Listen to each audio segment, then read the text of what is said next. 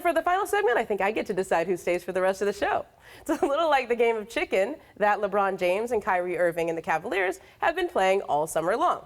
It all started last month when Kyrie reportedly asked to be traded, in part because LeBron won't give any commitment to the Cavs beyond next summer. Now comes word from our Adrian Wojnarowski the Cavs are worried about trading Kyrie for a package of veteran players like LaMarcus Aldridge and Danny Green from the Spurs, who could help them stay in contention this year without that commitment from LeBron. Cleveland has been meeting about this internally for several weeks and come to the conclusion that if LeBron won't commit, they have got to get younger players in return for Kyrie to protect themselves. Guys like Kristaps Porzingis, who can help them win long after LeBron leaves, whenever that may be. Basically, if somebody leaves you for nothing once and stuck in lottery hell, shame on him. If the same guy leaves you again with a bunch of old guys and no draft picks, shame on you. So I ask you guys, who blinks first? Is the Cavs, LeBron, Kyrie? Is somebody getting a rose here? Like, I don't know where this metaphor is going, but we're kind of to that spot, right? You know what this feels like? This feels like when you're in a relationship and you know the breakup is coming. Sounds like you've done that before. I've done it a lot. Yeah. I have a lot of experience with that. And you know that, it's just being prolonged for some ridiculous reason, but somebody needs to do it, they're not doing it.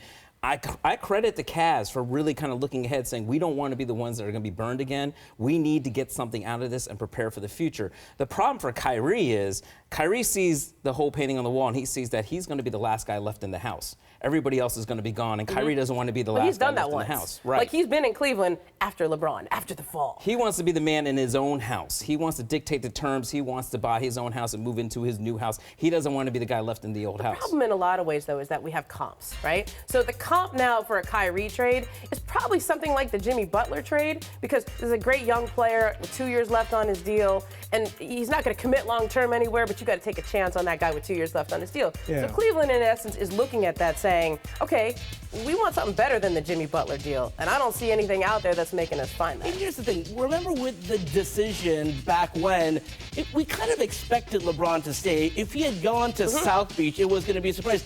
There's really no surprise. There is this expectation that LeBron James will leave, and what can they get for these pieces? And I think it's going to be happening one random Tuesday. I'm going to get a Ramona Shelburne you think I'm going to break it? Okay, or Woj. It's just going to come when we least expect it, right? I mean, that's where these great trades happen. We're just, wait, that just happened? I didn't even know that was going to be talked about. Yeah, I mean, I think when you look at the trade for the Cavs, like, the first time around, LeBron, they did everything they could up until the final day to try to keep LeBron. They were making trades up until the final day. They remember they wouldn't even give Mike Brown an answer. Yeah. They were like, I don't know, we got to hear from LeBron first. Does LeBron want Mike Brown? And he wouldn't tell them. And so they went into the final day to try to keep LeBron. This time around, they said, we remember what it was like the last time.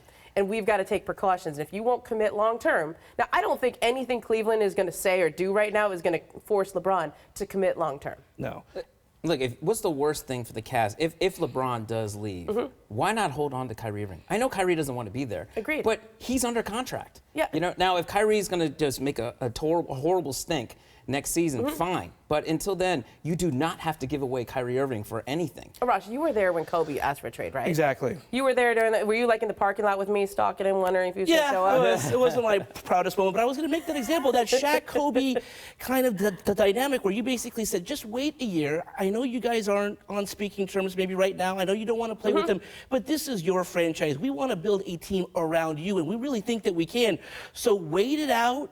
Stay with us. This is your franchise. Don't go to San Antonio. Don't go to Minnesota. Don't go to New York. Stay right here. And I think when Kobe heard that, he was happy. And listen, I think the Pau Gasol trade helped out too. But you are the centerpiece of this team. Well, you compare this to the Chris Paul trade, right? This is like the two versions of the Chris Paul trade. The first version, which was the Laker version that was undone for basketball reasons, included old guys that would help them continue to win and stay in that spot.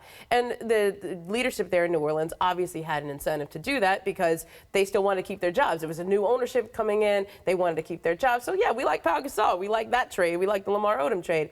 The league, which owned the Hornets, said, no, this is a full rebuild. When you trade a player like Chris Paul, it's a full rebuild. You got to get young players, a package of picks, so that you can move forward.